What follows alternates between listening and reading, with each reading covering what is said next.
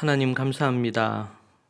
우리 귀한 사랑하는 딸이 말씀을 연구한 것을 발표했습니다. 하나님 앞에 순전한 누룩이 되고 거룩한 누룩이 되어 이 세상의 악으로부터 자신을 정결하게 하고 주님이 기뻐하시는 인생을 사는 딸이 되게 하시고, 오늘 말씀처럼 우리 모든 성도들이 어린 아이의 그 메시지 앞에 우리 자신을 들여다보고 순종하게 주님 도와주옵소서.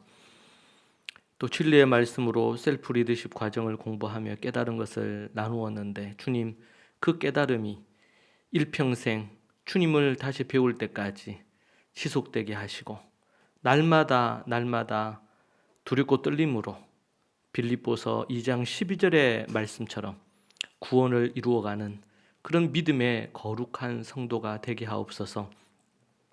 우리 모든 믿음의 식구들이 하나님 앞에 겸손히 서서 주의 말씀을 경청하여 그 말씀을 듣고 지켜 행하는 자들이 모두 다 되게 하여 주옵소서. 예수님 이름으로 기도합니다. 아멘. 네, 함께 우리 하나님의 말씀 보겠습니다. 고린도전서 11장 11절에서 34절의 말씀인데, 우리가 읽을 부분들은 17절부터 읽도록 하겠습니다.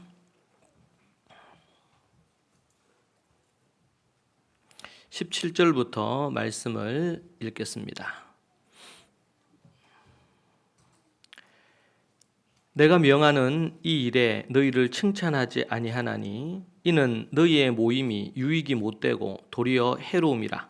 먼저 너희가 교회에 모일 때에 너희 중에 분쟁이 있다 함을 듣고 어느 정도 믿거니와, 너희 중에 파당이 있어야 너희 중에 옳다 인정함을 받은 자들이 나타나게 되리라. 그런즉 너희가 함께 모여서 주의 만찬을 먹을 수 없으니 이는 먹을 때에 각각 자기의 만찬을 먼저 갖다 먹으므로 어떤 사람은 시장하고 어떤 사람은 취함이라. 너희가 먹고 마실 집이 없느냐? 너희가 하나님의 교회를 업신여기고 빈궁한 자들을 부끄럽게 하느냐?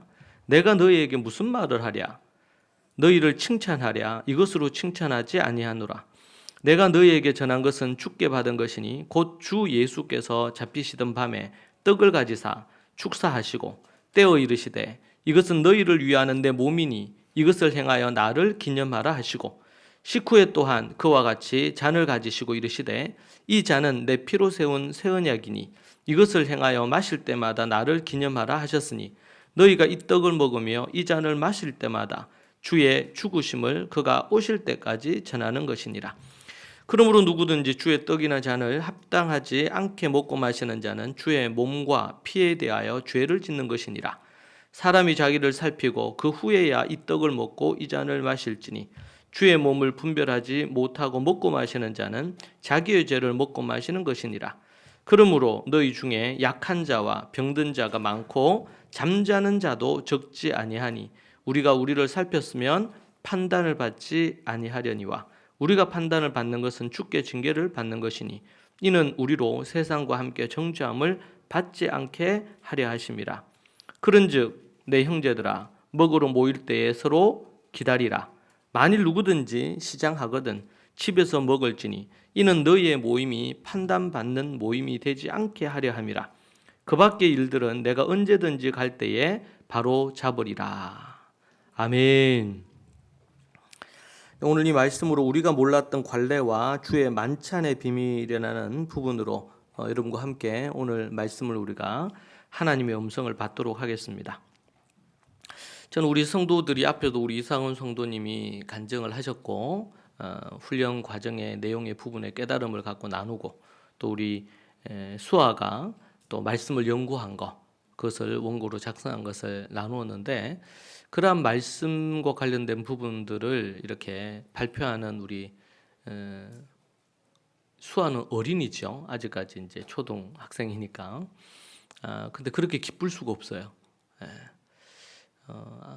어리지만 하나님의 말씀을 귀하게 여겨서 그것을 연구하고 그 연구한 것을 정리해서 또 깨달은 것을 담아서 그렇게 나눈다는 것은 한 사람의 그 아이의 인생에 있어서도 그렇고 놀라운 부분입니다. 1세기 초대교회에서는 13살 때부터 하나님의 말씀을 이렇게 연구해서 가르치는 일을 공식적으로 시작을 했습니다. 우리 수아가 13살인가 이제? 그죠? 딱 그 나이인 것 같아요. 오늘 너무 귀한 말씀 또 간증 은혜가 됐습니다. 우리는 지금 고린도전서 말씀을 보고 있습니다. 그 말씀에 이제 후반부로 이제 넘어가고 있는 대목인데요. 우리 11장에서는 이 여성과 관련된 부분에 대한 부분이 나왔습니다. 11장부터 해서 14장까지 예배와 관련된 세 가지 큰 주제를 다루고 있습니다. 11장 2절부터 14장 말씀까지. 첫 번째는 뭡니까? 여성들이 설교하거나 대표로 기도하는, 여긴 예언이라고 되어 있는데 대표로 기도하는 그 일에 대해서 여성의 복장의 문제가 말들이 생겼습니다. 그래서 사도 바울이 거기에 대해서 어떻게 해야 될지 지침을 주는 것입니다. 그래서 여성들이 그 당시에는 여성들이 머리에 수건을 썼습니다. 지난주에 보여드렸죠. 그래서 그 수건을 썼는데 그 수건을 관례에 따라 또 풍습에 따라 그것을 쓸 것에 대한 이야기를 했습니다. 그것이 첫 번째 예배와 관련된 바울이 얘기하는 지침이고, 두 번째는 오늘 우리가 또 보려고 하는 주의 만찬이라고 합니다. 보통 이제 성만찬이라고 하는데요. 그러니까 이 용어가 캐톨릭적인 이런 배경이 있어서 우리 교회에서는 주의 만찬이다 그렇게 얘기를 합니다. 이것이 두 번째 예배 때의 문제예요. 오늘 우리 읽은 말씀을 보면 마지막 부분에 너희들이 어떻게 해요? 음식을 가져와서 주의 만찬을 했어요. 그런데 누구는 먼저 먹어버리고 또 너무 다들 많이 먹어버려가지고 뒤에 오는 사람들이 먹을 수가 없었습니다. 그러니까 이 문제는 당시에 이제 주인들이 있고 종이 있었죠. 그 시대에는. 그러니까 주로 늦게 오는 사람들은 이 종들이나 노예들이 예배 때 이렇게, 우리나라에서도 기독교 초기 기독교에서는 양반이 있고 또 종들이 함께 예배를 다 드렸단 말이에요. 그런 계층 간에 그런 게 있었죠. 그런 부분이 있을 때 먼저 온 사람들이 주인들입니다. 이들이 먼저 다 먹어버린 거예요. 그러니까 종들이 왔을 때 먹을 게 없는 문제 때문에 지금 주의 만찬에 문제가 발생을 합니다. 이것도 이제 예배에 이루어지는 거였습니다. 그래서 이 문제에 대해서 답을 주고 있어요. 그래서 이제 보면 그 끝에 결론이 뭐예요? 배가 고프면 집에서 먹지, 교회에 와가지고 주에 만찬하는데 먼저 먹고 이렇게 해가지고 뒤늦게 오는 사람들이 상처받거나 힘들지 않도록 해라. 그런 내용입니다. 마지막이 이제 이 은사에 대한 이야기예요. 앞에서도 우리가 나왔었는데 각종 은사가 많어. 근데 그 은사들이 많은데 그 은사들을 지혜롭게 서로를 존중하면서 함께 하지 않은 문제가 이제 등장을 하죠. 그 부분에 대해서 14장에 아주 얘기를 하는 부분, 11장부터 14장까지는 은사에 대한 이야기가 나옵니다. 그리고 이제 13장, 그 중간에 있죠. 12장, 13장, 14장이 은사인데 그 중간에 사랑장이라고 우리가 알고 있는 게 나와요. 이 모든 은사는 뭘로 행하라는 거예요? 사랑으로 해라라. 그래서 원래 12장부터 14장까지에 있어서 그 핵심은 은사에 대한 예배에 있어서 은사를 활용하는 것에 대한 부분을 다루는 겁니다. 그래서 원래는 13장, 우리가 알고 있는 사랑장이 핵심이 아니었어요. 우리 큰 그림을 우리가 먼저 갖고 있어야 되니까 이제 11장부터 하는데, 첫 번째는 무슨 문제? 예배를 인도하는 설교자인 여성 설교자가 그 당시에 있었단 말이죠. 그들이 무슨 문제? 복장 문제. 두 번째는 예배에 있어서 두 번째 고린도 교회에 문제가 있었는데 그게 뭐예요? 두 번째는 주의 만찬에 대한 문제. 세 번째는 은사를 어떻게 활용하느냐에 대한 문제. 요 세 가지가 고린도 교회에 예배와 관련된 매우 중요한 문제였다. 오늘 우리 수아가 말씀을 전한 그 내용은 이제 앞부분에서 나왔던 건데 그들이 음행을 했어요. 음행. 교회 안에 한 사람이 있는데 그 아들이 있었죠. 그 아버지가 있고, 근데 아버지에게 첩이 있었던 것 같아요. 그런데 이 첩과 이 아들이 이 성적인 어떤 문제가 생긴 겁니다. 그 부분에 대해서 음행에 대한 이야기를 하면서 이러한 자를 어떻게 하라? 출교시키라. 는 부분에 대한 음행의 문제를 앞부분에서 다루었던 부분을 오늘 앞부분에서 말씀을 나누었고, 지금은 우리가 이제 그 예배의 문제에 대한 것을 다루는데 그 첫 번째로 여성의 복장 문제를 얘기를 하는 부분이다. 그리고 우리가 이제 11절부터는 그 복장 문제에 대한 결론적인 내용들을 16절까지 얘기를 하고 있는 대목입니다.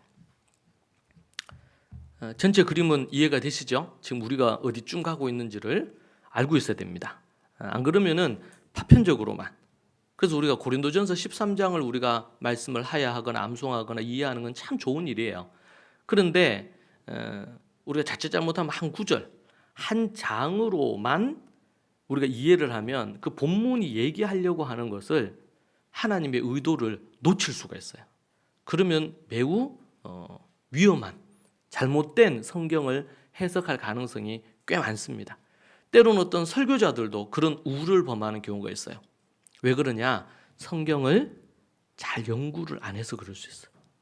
성경을. 오늘도 우리 상훈 형제님이 그런 얘기 하셨죠.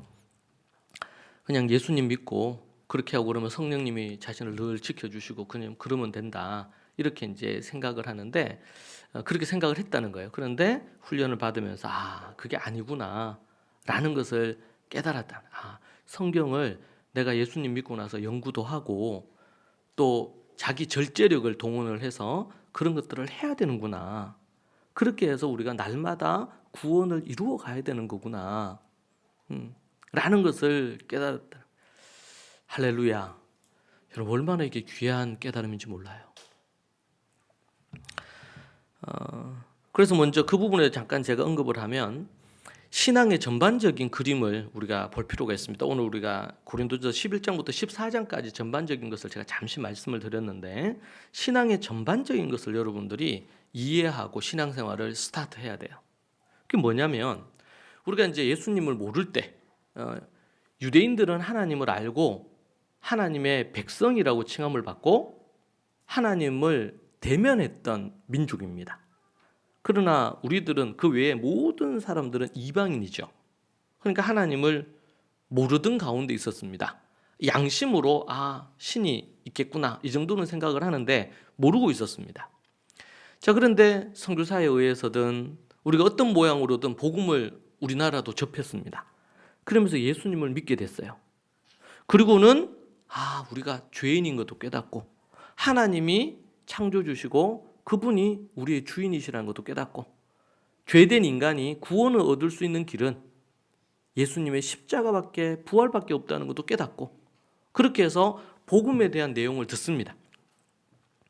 원래 하나님이 이 땅을 창조하셨고 창조된 인간이 아담과 하와가 죄를 범함으로 인류가 모든 사람이 죄 아래 머물게 되었다.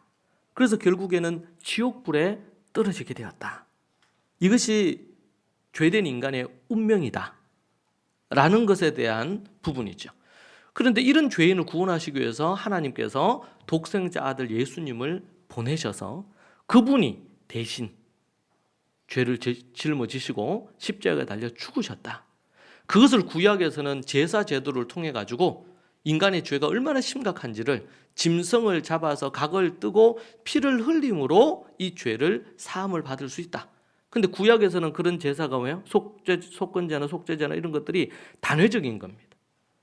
그런데 영원한 예수님께서 제물이 되셔서 제사로 그렇게 하심으로 우리의 모든 죄를 사해 주셨다. 예수님이.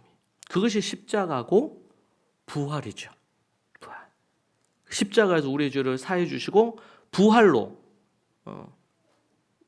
모든 죄의 삭시 사망인데 사망 권세를 이기시고 우리를 영원한 생명을 주셨다. 그래서 천국 소망을 갖게 된 사건이 부활 사건입니다. 그래서 기독교에서는 절기가 있다면 가장 중요한 절기가 이 부활절이라. 부활절. 십자가와 부활절. 이 중요한 부분입니다. 그래서 유월절 어린 양으로 예수님이 오신 이 사건, 유월절은 십자가의 사건을 의미하죠. 그런 부분으로 나옵니다.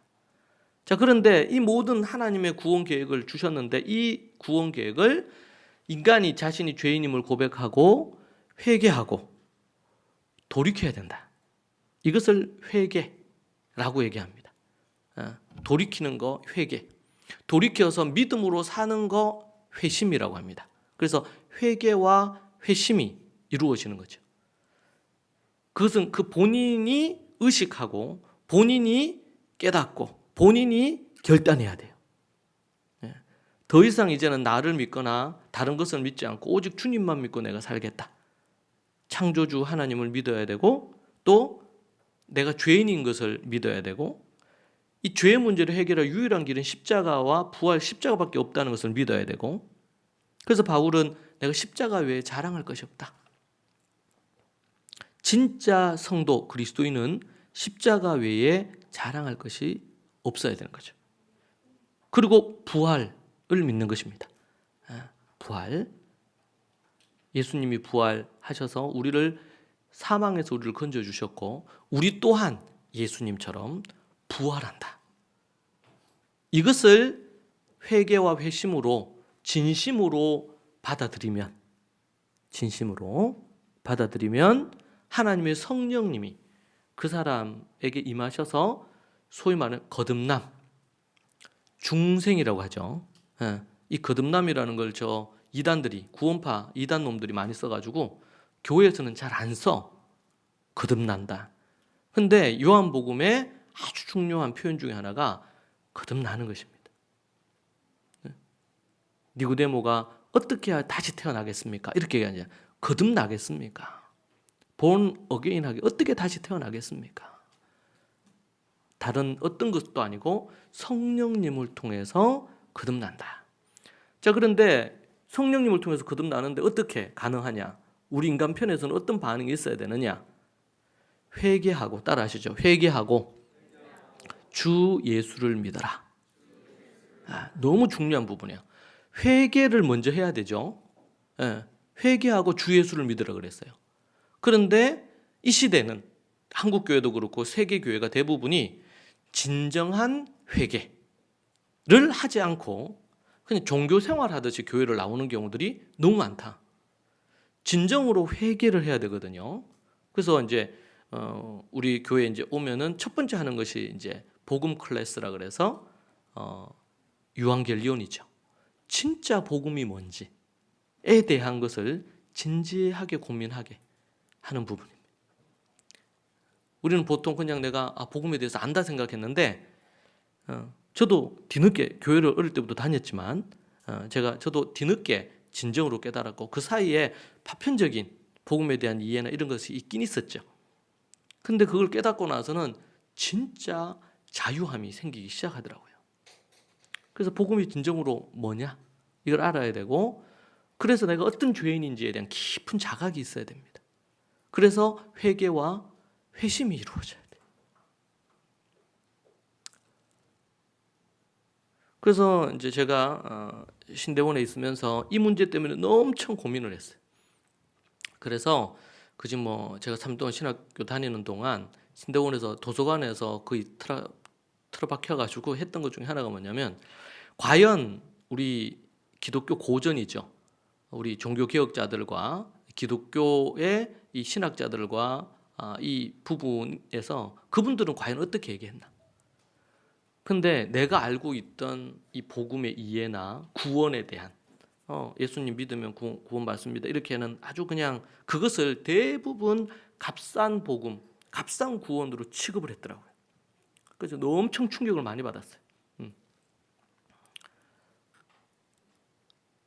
그때 그 3년이 어떻게 보면 제가 그 복음에 대한 부분에 있어서 아주 어렴풋하게 알던 것이 선명해지는 계기가 되었습니다. 자, 그렇게 해서 거듭났다. 거듭났다. 복음을 알고 거듭나서 회개하고 주 예수를 믿어요. 믿는다는 것도 제가 여러분에게 말씀드린 것처럼 이 히브리어로는 우리는 믿는다 그러면 교회 나가서 예수님을 믿는다고 고백하는 그게 믿는 걸로 이해를 하는데, 이 히브리어로 이 믿는다는 것은 에무나라는 것입니다. 따라 하실까요? 에무나. 이 에무나라는 뜻은 전적으로 하나님을 신뢰한다는 뜻입니다. 그래서 이 단어가 이스라엘에서는 신용이라는 단어로 써요. 신용. 신용. 여러분, 우리가 은행 갔을 때도 제가 돈이 필요합니다. 요즘 은행 꺼내서 돈 빌리기가 너무 어렵죠. 금리도 많이 올랐고. 내가 1년 동안 한 10억 쓸 건데 10억을 나에게 좀 빌려주시오. 여러분, 그렇게 가서 얘기한다고 돈을 안 빌려줍니다. 은행에서. 그러면 그렇게 얘기하면 뭐라고 할까요? 네, 우리 고객님 신용 조회를 해보겠습니다. 그래서 신용 조회를 하죠. 그래서 이 사람의 지금 자산이 얼마고 부채가 얼마고 이런 거 딱 해가지고 돈을 빌려줄 수 있겠구나. 그리고 돈의 금액도 신용도에 따라서 딱 정해져 있어요. 왜냐면 은행도 손해를 안 보려고 하니까. 근데 보니까 선생님 10억까지는 어려울 것 같고 1억 정도 가능합니다. 그렇다면 그 사람의 신용도는 그 정도입니다. 이 에무나라는 이 단어는 그 사람이 진짜 믿음이 있는지 이런 것들을 알 수 있는 부분이죠. 그래서 예수님도 뭐라 그랬냐면 주여 주여 하는 자가 다 천국에 들어갈 것이 아니고 하나님의 뜻대로 행하는 자들이 들어간다 그랬어요. 이 말은 뭐냐면 이게 에무나 그러죠. 에무나. 여러분, 우리 믿음은 입술의 고백으로부터 출발합니다. 근데 이 고백이 진정성이 있고, 그래서 믿음은 믿음이 크다 작다 이렇게 표현하죠. 믿음이 작을 수도 있어 없어요? 있죠. 믿음이 클 수도 있는 거예요. 그래서 예수님이 백부장을 보고 이만한 믿음을 내가 이스라엘에서 이만한 믿음 본 적이 없다. 이방인 백부장인데 이렇게 표현을 하잖아요. 예수님 그냥 믿음 있는 거 아닙니까? 근데 그게 아니고 성경은 우리에게 이 믿음의 거듭남은 믿음의 출발점이죠. 그래서 회개하고 주 예수를 믿어라 하는 거예요. 이때 믿음이라는 이 단어는 단순히 입술의 고백만을 의미하지 않고 그 사람이 진정으로 믿느냐 그것을 말하는 것입니다. 그래서 우리는 이 통합적으로 이해를 해야 됩니다. 통합적으로. 그래서 우리가 성경의 배경이 이스라엘이고 이스라엘을 히브리라 그러죠. 강을 건너왔다라는 뜻인데 히브리 민족이 갖고 있던 그 사고, 이 히브리 사고라 그럽니다. 히브리 사고는 통합적이에요. 통합. 요즘 학문에서도 통합을 시키죠. 통합. 문이과가 통합이 되고 어떤 부분을 하는데 그냥 그 부분이 아니라 여러 학문들이 통합을 이루어서 그 문제를 풀어가는 그런 시대가 되고 있습니다. 그런데 이미 3,500년부터 이스라엘에서는 그런 부분에 대한 거예요. 그래서 제가 종종 예를 들죠. 애가 이제 예를 들면 초등학교 2학년 때 존댓말을 배워 학교에서. 그래서 시험 칩니다. 근데 시험 쳐. 그러니까 엄마 밥 먹어. 이거를 올바로 고치시오. 어머니 진지 드세요. 이렇게 했단 말이에요. 그렇게 해서 예를 들면 100점을 맞았다고 합시다. 그러면은 일반적으로는 그것을 안다라고 표현해요. 안다. 그런데 히브리적인 관점, 이스라엘에서는 그것을 안다라고 하지 않고 그건 지식적으로 아는 거죠. 그걸 가지고 와서 집에 와서 어머니에게 그것을 행할 때 어머니에게 할아버지에게 존댓말을 딱 행하는 순간 100점인 거예요. 안 그러고 시험에서 100점으로 아무리 맞아도 행하지 않으면 그것은 진짜가 아니죠. 집에 왔는데 행하지 않아. 그러면 50점. 지식으로만 아는 거니까. 이해되세요? 우리의 믿음이라는 것도 우리가 내 죄인인 걸 깨달았어. 근데 그렇게 해서 고백했어요. 믿음으로 출발할 수 있어요. 근데 그 사람의 믿음이 진짜인지는 어떻게 알아요? 함께 지내보면 알죠. 어려울 때 주님을 찾는지, 교회에서는 직분도 갖고 있고 뭐 성경도 많이 아는 것 같고 이렇게 하는데 실제로 삶에서는 하나님을 의지하지 않아. 하나님을 의존하지 않아. 그러면은 이건 문제가 있는 거란 말이죠. 자, 그래서 우리가 이제 믿음에 대한 이해를 할 때 이걸 이제 통합된 거야.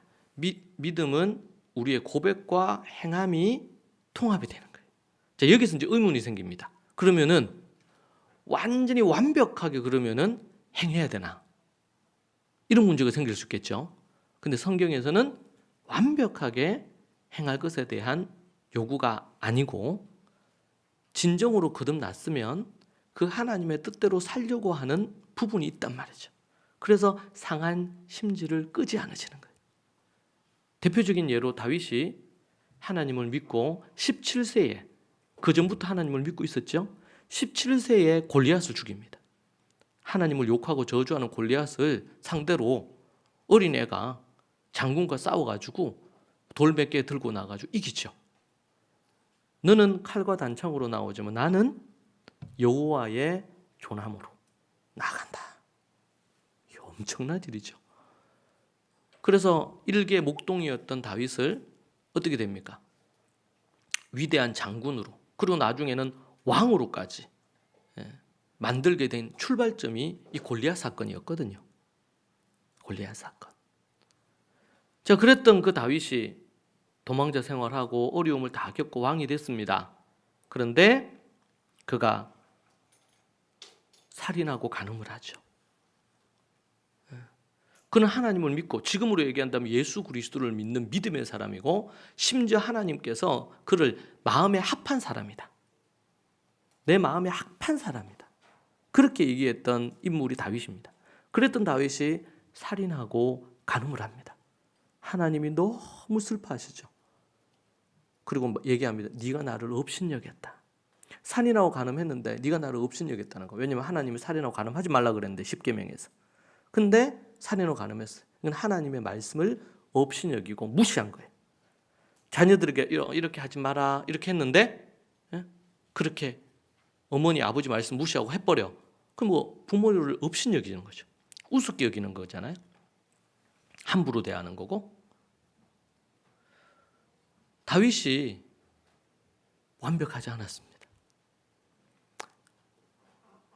그랬던 그가 나단 선지자가 와서 얘기합니다. 당신이 그런 짓을 했다.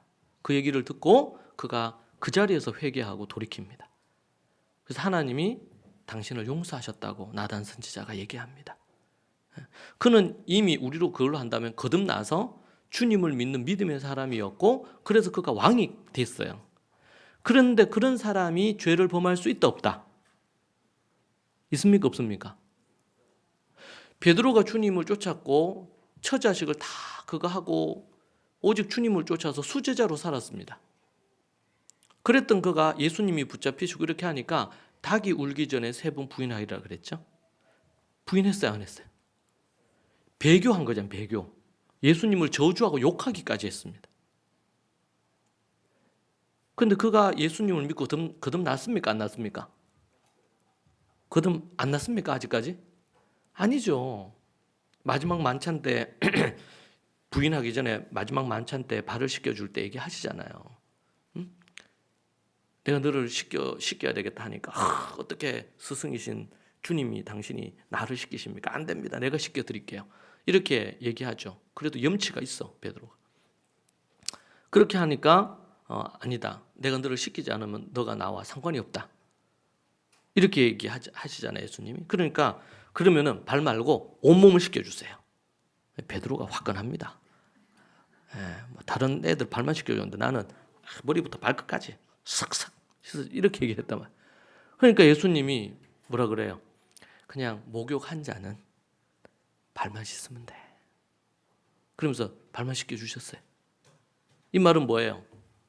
지금 목욕과 관련된 얘기가 아닙니다. 이걸 갖고 예수님이 목욕하는 걸 좋아하셨다. 뭐 이렇게 하면 안 되죠. 이거는 거듭나는 것을 얘기해. 이미 거듭났다. 거듭난 자는 뭐 해야 된다? 이제는 발을 씻어야 된다.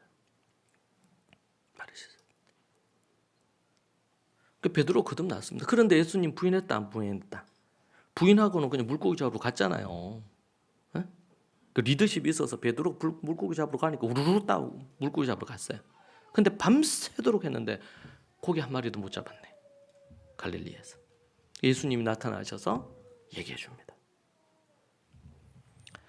다시 그를 내 양을 먹이고 내 양을 치라고 얘기하면서 그를 다시 이렇게 세우시고 그렇게 해주시죠. 사랑의 우리 주님을 보게 됩니다. 자, 여기서 제가 얘기했습니다. 두 가지. 하나는 우리는 지나치게 완벽주의적인 완전주의적인 접근을 하는 경우가 있습니다.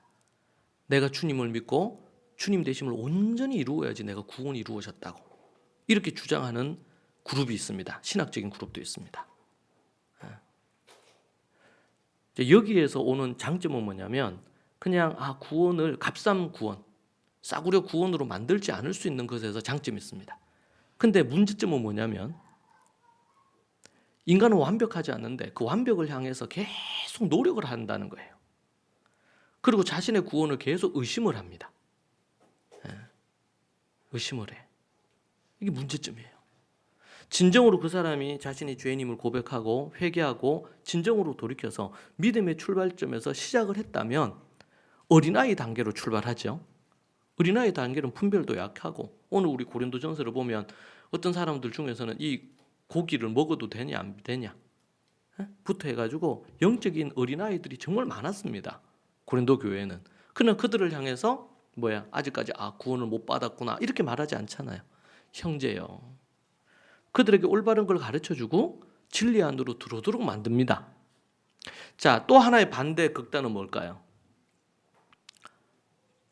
예수님을 한번 믿었으면은 무슨 일이 있어도 구원이 흔들리지 않기 때문에 죄를 짓거나 이렇게 아무 문제가 없다.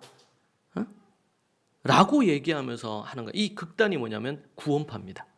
구원파는 자신이 한번 구원을 받았으면 살인하고 간음하고 도덕질하고 무슨 짓을 하더라도 현재, 과거, 미래의 모든 죄가 사함을 받았기 때문에 아무 문제가 없다.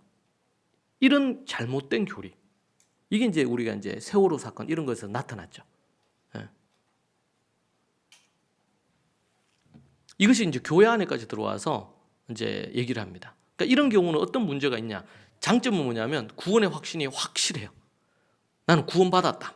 무슨 일이 있으나 구원받았다. 하나님의 자녀다. 이런 확신이 있어요. 그런데 문제는 이런 사람들이 나타나는 특징은 죄와 싸우지 않아요. 자신을 거룩하게 만들기 위해서 거룩함을 위한 열심을 안 가집니다. 그리고 어떻게 해요? 종교 생활에 가까운 신앙생활을 할 가능성이 매우 높아요. 이 양극단. 이 양극단 중에 후자에 속하는 극단 중에 2단에 가까운 단체가 있는데 그게 뭐냐면 이제 그 하이퍼 칼비니즘이라고 그럽니다. 하이퍼 칼비니즘.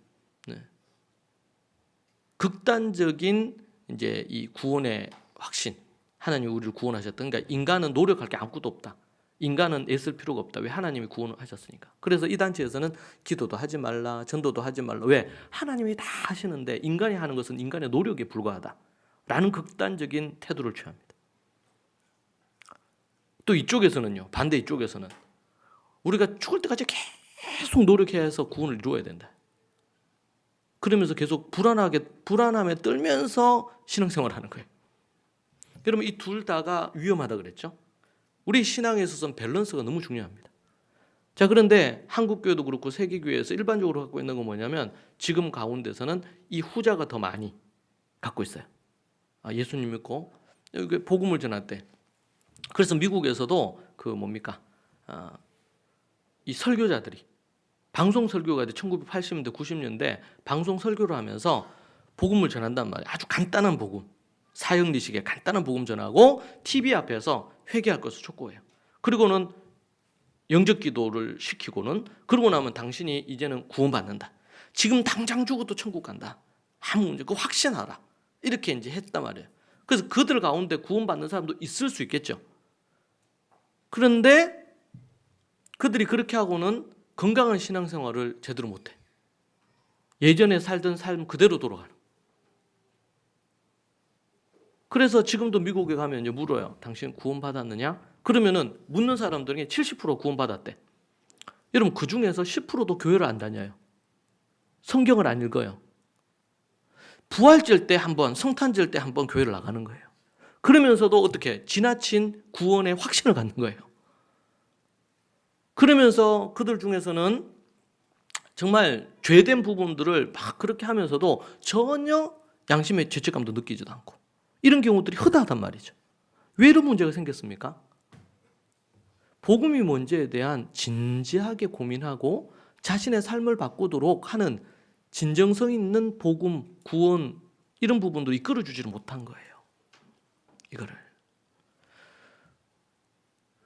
그러니까 예수님 믿었다 하는데 그 이후의 삶은 외면해버리는 거죠.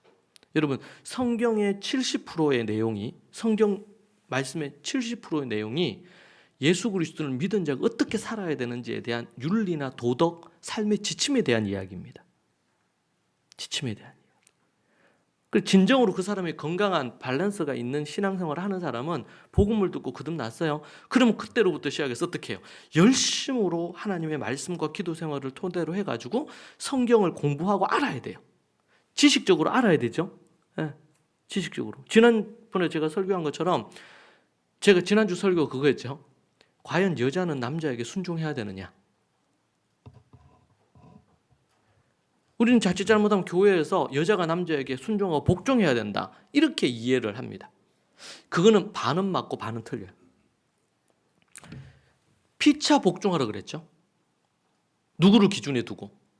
하나님을 기준에 두고 남편과 아내가 있으면 하나님의 말씀에 근거해서, 만약에 남편이 하나님의 말씀에 근거하지 않고 그걸 요구를 한다. 그러면 아내는 남편에게 복종해야 된다, 안 해야 된다?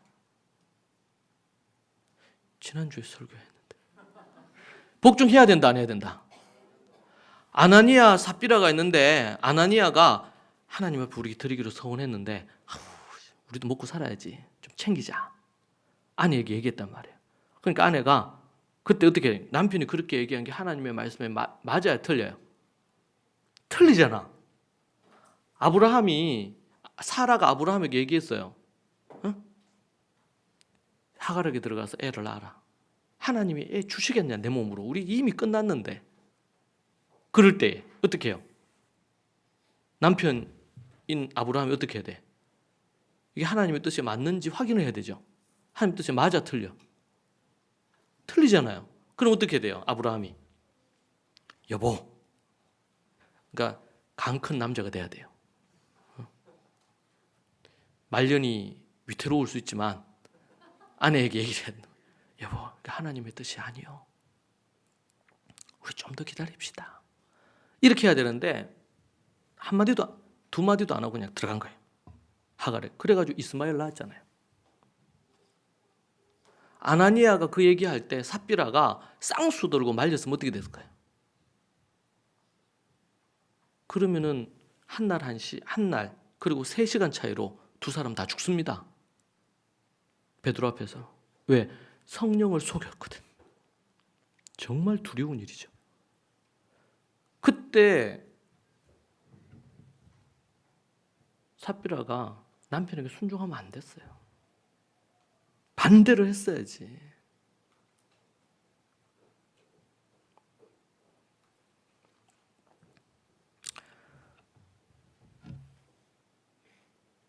질서상 아내는 남편에게 순종할 필요가 있습니다. 그러나 대원칙은 하나님 앞에 피차 복종해야 됩니다. 유교적인 가부장적인 관점에서 기독교의 남녀관계, 특별히 부부관계가 한국교회 안에 거의 지배적입니다. 그러니 2000년 전에도 여성이 교회에서 설교도 했는데 이 시대에는, 그리고 역사적인 자료에 보면요, 가정에서 부모가 자녀들을 말씀을 가르치면 이 종교개혁이 있기 전에 죽였습니다. 사형이었어요. 기독교 국가에서는. 왜? 사제만이. 1세기에는 모두가 성경 말씀을 읽을 수 있었는데 4세기 이후로부터 시작해가지고 기독교는 루터가 독일어로 성경을 번역하기 전까지 그진 10세기 이상을요, 사제들만 성경을 받습니다. 사제들만. 원래 성경이 가지고 있는, 그 시대가 가지고 있었던 그 원리를 벗어난 부분이죠. 제가 여러분에게 길게 앞부분에 이 얘기를 하는 이유는 우리의 신앙에 있어서 회개하고 주 예수를 믿고 거듭났어요. 그럼 거듭난 사람들 어떻게 살아야 된다? 이제 본 게임입니다. 이제 이거는 출발점에 불과해요. 그래서 히브리서에서 도의 초보라고 할 때 그게 뭐다? 십자가와 부활이 도의 초보예요. 이게 믿음의 출발점이란 말이에요. 그러면은 도의 초보가 있으면 초보가 끝나고 나면 그 다음은 진짜 이제 본 게임이 있잖아요. 본 게임이. 예? 옛날에 권투하거나 이렇게 하면 앞부분에 이제 신입들 처음 권투 선수들 게임 합니다. 예? 뭐 한 3라운드 이렇게 하는 게임. 그러고 나서 본 게임이 진행이 돼요. 예수님의 십자가와 부활을 통해 우리가 거듭나는 것은 뭐다? 도의 초보. 도의 초보. 신앙의 출발. 자, 그러면 신앙을 출발했으면 이제는 진짜 신앙생활을 해야 되잖아요. 그게 뭐라고요? 그걸 성화라고 얘기한다. 성화. 이 성화라는 말은 뭐냐면 우리가 죄인이었는데 이제 거듭났어. 이때로부터 하나님의 말씀을 배우고 공부를 해서 하나님 말씀대로 지켜 행해야 되잖아요. 지켜 행해야 되잖아. 그게 구약에서는 10계명, 신약에서는 예수님이 3계명을 주셨어요. 산상수훈에서. 그리고 지금 바울이 지금 고린도 교회에 문제를 들고 온 거야. 지도자들이. 지금 교회 안에 이런 문제가 있는데 어떻게 이 문제를 풀면 좋겠습니까? 혼돈 가운데 있다. 특별히 예배 시간에 너무 질서가 없고 혼잡스럽다. 예배 시간에 뭐 어떤 사람들은 막 방언을 막 엄청 세게 하고 그리고 하나님이 나에게 말씀하셨다 이러면서 막 예언, 설교하는 것도 막 앞다투어서 막 설교하려고 이렇게 하고 막 너무 질서가 없는 거예요. 그리고 그 가운데 여성들은요, 예, 원래 그 당시에 다 쓰던 이 수건 이거 안 쓰고 그건 내팽개치고 막 설교하는 일들이 생깁니다. 그러면서 교회 안에 말들이 많이 생긴 거예요 지금. 왜냐면 그 당시에 머리에 그걸 안 쓴다는 것은 난잡한 여자들이었거든. 몸을 파는 여자들이 머리에 안 썼습니다. 그것을. 그 문제에 대해서 지금 바울이 얘기를 하는 겁니다. 1장 2절 11장 2절부터 16절까지가 이 여성의 옷 입는 문제, 머리에 수건 쓰는 문제에 대해서 얘기를 했죠. 그때 이제 바울이 뭐라고 얘기합니까? 교회의 영광을 위해서 여러 가지 이유가 있습니다. 질서상의 이유, 제가 지난주에 얘기했어요. 그런데 오늘 말씀에서는 이 하나님의 영광을, 교회의 영광을 위하여 머리에 여자들은 쓰라. 그렇게 얘기하면서 지금도 여성 목사 문제라든지 뭐 여성들이 교회 지도자적인 역할을 하는 거에 대해서 말들이 있지만 여러분 2000년 전에는 1세기 당시에 여성들이 설교를 했어요. 고린도 로마서 16장에 보면 한 여성이 한 지역, 대구 지역의 총 책임자 역할을 했어요. 지금 우리가 목사님이죠. 그런 역할까지 했어요. 파격적이죠.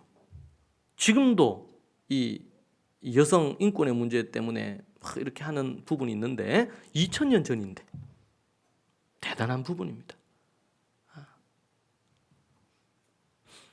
그런데 하나님의 교회의 영광을 위하여 여성들은 머리에 쓰라는 거예요. 예. 이제 이거는 우리 이미 이제 말씀을 드렸던 부분이 있는데 놀라운 것은 예수님은 장로의 유전이라고 그러죠. 그 당시에 선조들의 전통입니다. 전통을 예수님 당시에 다 막 깨셨어요. 그죠? 안식일에 병 고치는 문제 때문에 장로의 유전은 안식일에는 의료 행위를 하면 안 된다는 거예요. 그것 때문에 예수님이 그들과 싸우셨잖아요. 전통을 막 깨트리시는 거예요. 근데 성경에 또 다른 면은요. 다른 면은 너희들이 전통을 지키라는 메시지가 또 나와요. 네.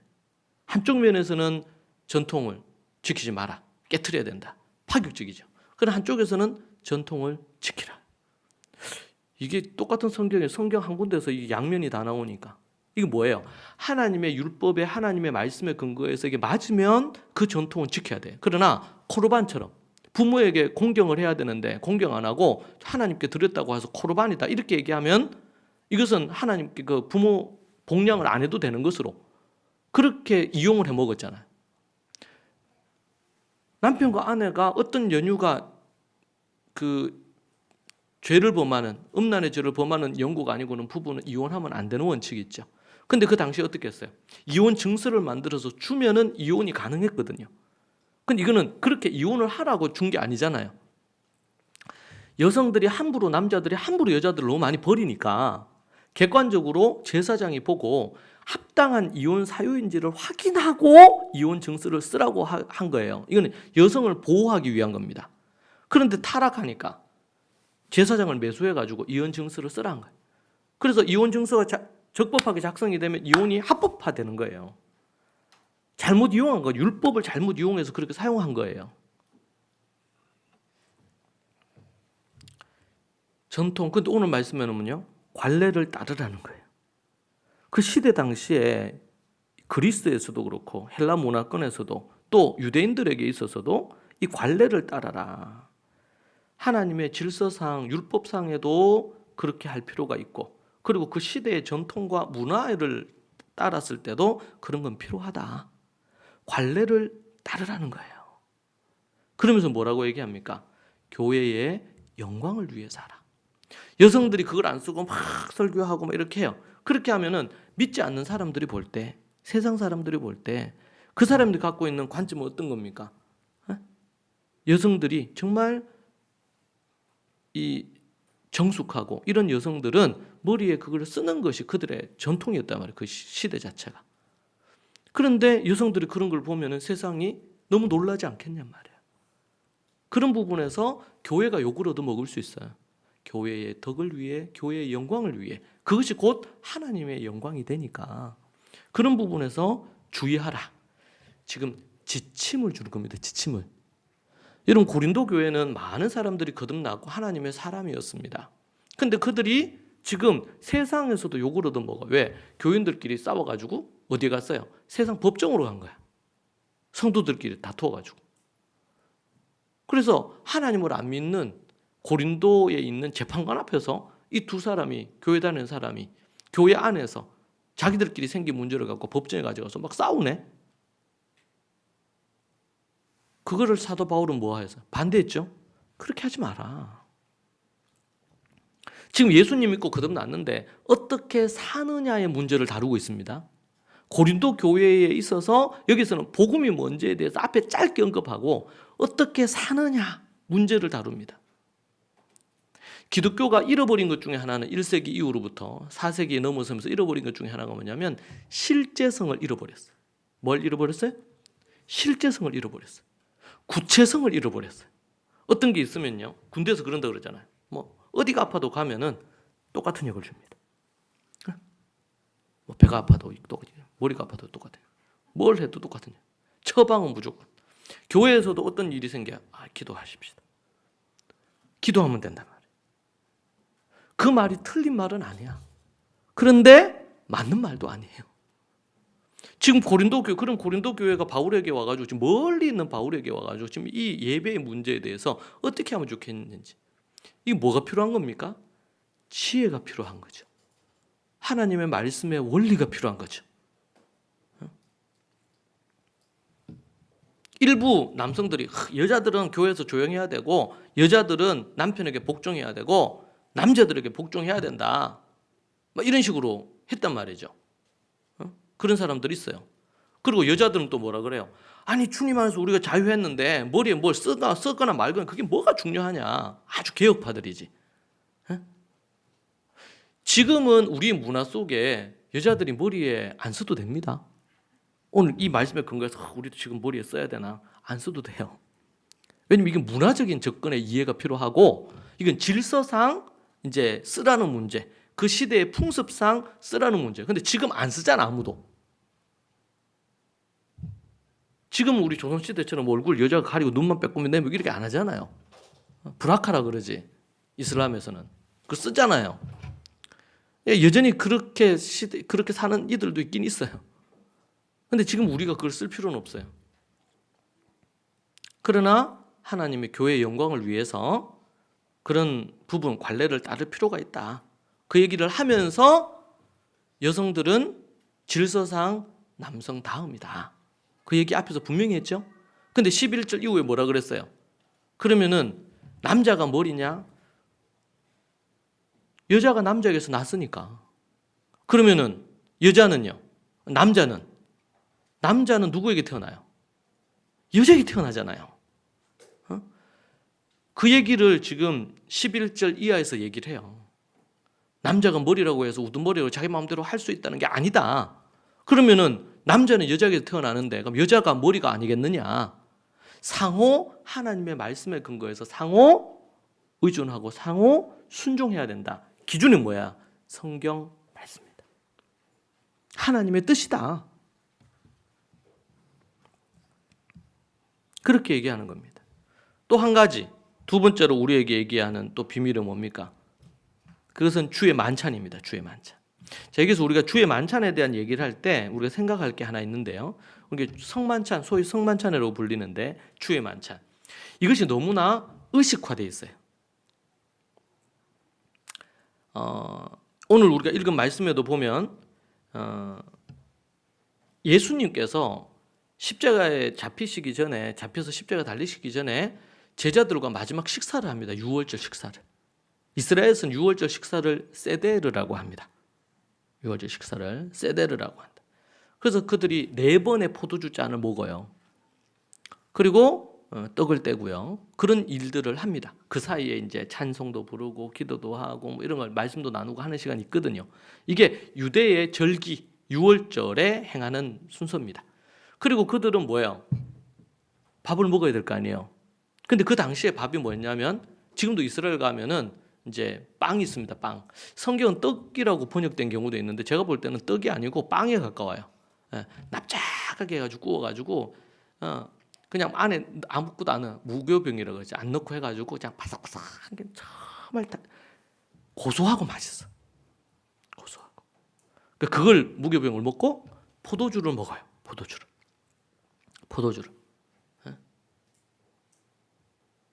그럼 뭐예요? 그게 우리나라로 얘기한다면 어떤 걸까요? 국하고 밥이지. 반찬하고. 밥을 먹는 거예요. 그러니까 오늘도 보면은 지금 주의 만찬을 하는데 이게 이 성경에서 유일하게 주의 만찬이 기록된 본문이에요. 이 본문이. 복음서에서 예수님이 마지막 만찬 하신 거 외에 공식적으로 교회가 주의 만찬을 하는 것에 대한 얘기한 것이 유일합니다. 이게. 유일하다. 유일하다. 근데 여기에서 그 얘기를 하는데 보니까 여러분 우리가 어떤 혼돈이 오냐면 주의 만찬이면 보통 교회에서 이렇게 뭐죠? 포도주스나 아니면은 또 빵 해가지고 이걸 간단히 먹는 걸로. 그래 예수님이 십자가와 이 주님의 살과 피를 먹는 것으로 십자가를 기억하는 걸로 생각하잖아요. 그게 이제 기본적인 건데 이게 시대가 흐르면서 어떻게 변했냐면 이게 의식화가 된 거예요. 그래서 사제들만 이 부분들에 대한 것으로 이걸 진행을 하고 심지어 어떤 경우 화채설이라 그래서 이걸로 해가지고 포도주로 준비한 거 아니면은 빵으로 준비한 거는 진짜 예수님의 살과 피가 된다. 그래가지고 여러분 이거 이제 하고 나서 남잖아요. 남으면 이거 못 버리는 거예요. 왜? 예수님이 그거 한 거니까. 그래서 이제 포도주 같은 경우에는 이 사제들이 먹어요. 신부들이. 지금도 그 캐톨릭에서는 그렇게 하죠. 먹어. 그래서 이제 알코올 중독자들이 많이 생기는 거예요. 왜? 진짜 알코올이거든요. 술이니까. 그렇게 하는 부분도 어처구니 없는 생겨. 우리는 이제 상징적인 의미로 봅니다. 이것을. 근데 예수님이 밥을 먹으면서 포도주를 먹으면서 내 피다. 이건 내 살이다. 이렇게 얘기를 했단 말이에요. 그리고 그것은 소위 말 그대로 만찬, 저녁 식사예요. 저녁 식사. 그냥 식사하면서 늘 먹던 걸로 이거는 내 피다. 그리고 내 살이다. 빵 찢어서 주시면서 너희는 이것을 뭐 하라? 기억하고 기념하라. 언제까지? 그래서 사도들은요 밥 먹을 때마다 포도주 먹고 빵을 먹었잖아요. 밥 먹을 때마다 생각을 했을까 안 했을까요? 예수님과 마지막 식사했던 때가 생각이 났겠죠. 그걸 어떻게 잊어요 제자들이. 그리고 그들이 만찬을 했어요. 그래서 초대교회 1세기 당시에는 보면 이 주의 만찬을 자주 합니다. 우리 그것 때문에 코로나 때문에 한동안 못했는데 앞으로는 그래서 저희 교회는 원래 한 달에 한 번 주의 만찬 하도록 정했는데 한동안 못했습니다. 할 수만 있으면 더 자주 해도 괜찮아요. 목적은 그걸 기억하는 겁니다. 자, 그런데 그렇게 하면서 이제 뭐가 이루어졌냐면 식사를 같이 하는 겁니다. 그래서 오늘 본문에도 보면은 식사를 같이 하죠. 그때 올 때에 주의 만찬을 하는데 먹을 걸 다 들고 왔어요. 자, 그러면은 부자들은, 주인들은 먹을 게 부자니까 많이 가져왔겠지. 예. 맛있는 거, 좋은 거 쫙 가져왔습니다. 예, 자꾸 먹는 거 얘기하는 군침이 도는데 가져왔어요. 그런데 그 중에는 노예도 있고 종도 있고 다양한 신분의 부분이 있으니까 그들도 온단 말이에요. 그런데 그들은 일찍 못 와. 왜? 종으로 일을 하고 이렇게 하다 보면 어떻게 했고 맞춰서 와요. 못 오잖아요. 근데 먼저 온 사람들이 뭐 한 거예요? 지금 주인들이나 아니면은 또 부자들 이런 사람들이 먼저 왔는데 그들이 가져와서 좋은 거 싹 먹은 거야. 근데 종이나 노예들이 올 때는 뭐야? 가져올 수 있어 없어요? 먹을 걸? 못 가져온 거지. 근데 와 보니까 어떻게 됐어요? 이미 뼈다귀만 있고 먹을 게 없는 거예요. 한 교회 성도지만 고린도 교회 지금 한 교회 성도지만 이들은 계층도 다양했고 여러 부분들이 있는데 이게 이제 득이 안 되니까 그러니까 종이나 이런 사람들은 어떻게 해요? 마음이 상하죠. 그러니까 바울이 지금 얘기를 합니다. 주의 만찬을 얘기하면서 주의 만찬의 정신이 뭐냐? 주의 만찬이 뭐냐? 예수 그리스도의 피와 살로 예수 그리스도와 하나가 되고 또 하나는 예수 그리스도를 믿는 믿음의 한 가족인 교회가 한 몸이 되는 게 아니냐. 근데 너희들은 지금 함께 모여서 주의 만찬, 주의 식탁을 먹어야 될 판에 너희들이 사탄의 식탁을 만들었단 말이에요.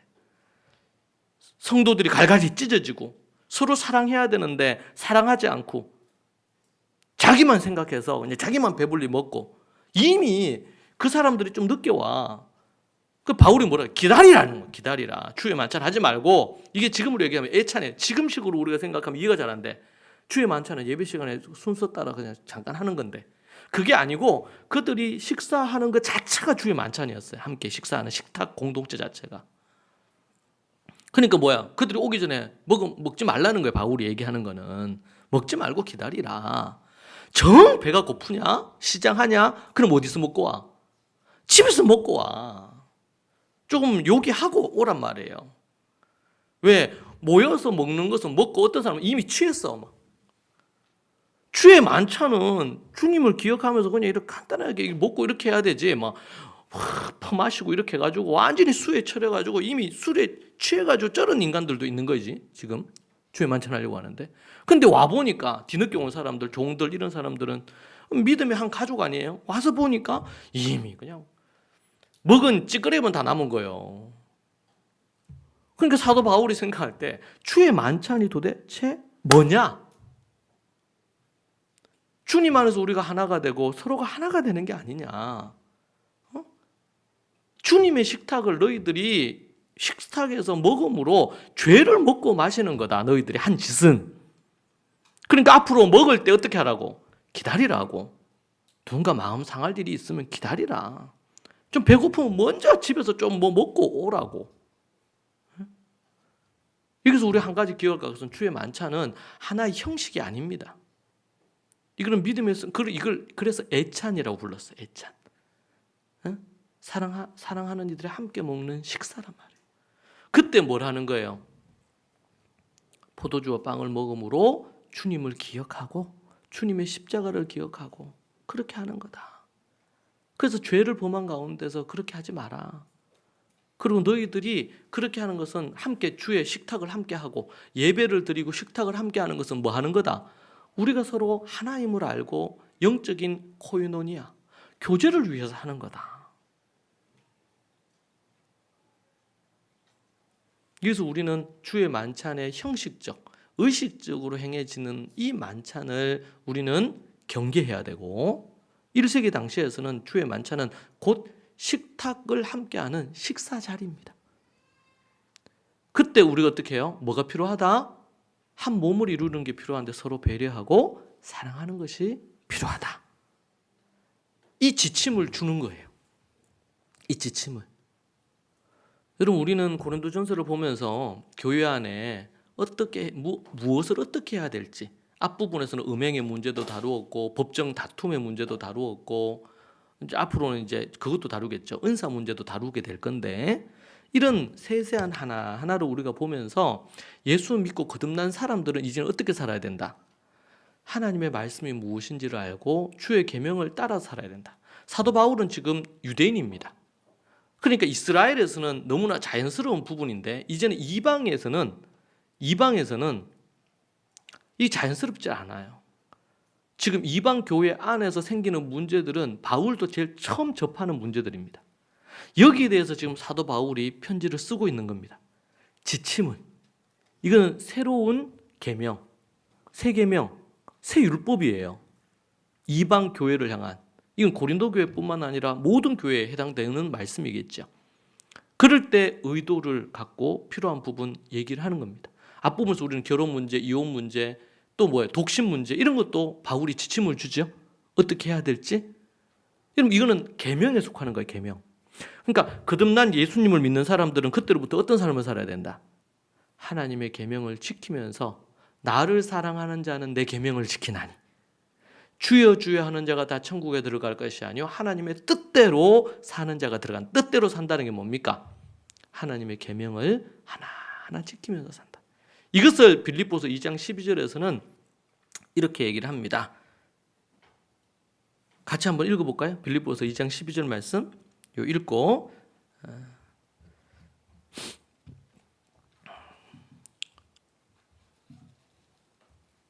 빌립보서 2장 12절 우리 다 찾아서 같이 한번 읽으십시다.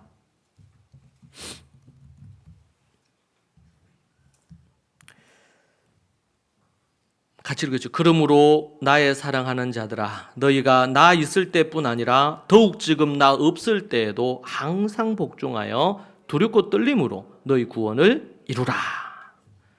여기서 구원은 이제 칭의의 구원이 있고요. 구원에는 크게 3시제가 있다 그래요. 칭의, 성화, 영화의 구원이 있는데 이 성화에 대한 구원입니다. 칭의로 우리 예수님이 십자가로 거듭나서 출발했다면 구원을 날마다 이루어 가야 되는데 항상 복종해서 두렵고 떨림으로 구원을 이루어라. 여러분 하나님이 우리에게 주신 성경의 지침들, 하나님의 율법, 십계명이야 율법, 또 새 계명들, 산상수훈의 새 계명들, 그 외에도 지금 사도와 예수님이 주신 계명들이 많습니다. 여러분 그 계명을 귀히 여기고 지켜 행하는 여러분들이 되시기를 축복합니다. 우리의 신앙생활은 예수님 믿고 그냥 땡 끝나는 게 아니라 그때로부터 시작이다. 그래서 오늘도 여러분 우리가 말씀을 듣고 하루에 눈을 딱 뜨면요, 오늘도 나에게 구원을 이룰 하나님 하루를 주셨구나. 내가 오늘도 구원을 완성해 가야 되겠다. 구원을 이루어 가야 되겠다. 그러면서 하나님의 말씀 보고 기도로 하루를 시작하는 거예요. 그리고 이 지침을 따라서 어떻게 하든지 교회의 덕이 되고 믿음의 식구들에게 서로에게 덕이 되는 그런 부분의 삶을 살기 위해서 오늘도 애쓰고 노력하는 거죠. 애쓰고 노력하는. 그게 열심히 필요합니다. 믿음의 경주를 하라 그랬죠. 열심으로 말씀을 공부하고 또 지켜 행하고 이렇게 하는 일을 하십시오. 주님이 얘기하시기를 하나님을 사랑하는 것, 내 이웃을 내 몸과 사랑하는 것이 선지자들의 강령이다. 그렇게 얘기했습니다. 진짜 여러분들이 거듭나 하나님 사랑한다면 하나님의 계명을 지키십시오. 그리고 날마다 구원을 이루어 가십시오. 여러분이 하나님의 자녀가 됐으면 구원의 확신을 갖고 편안한 가운데 주의 계명을 지켜 하나님의 기쁨이 되시기를 축복합니다. 기도하겠습니다. 하나님 감사합니다.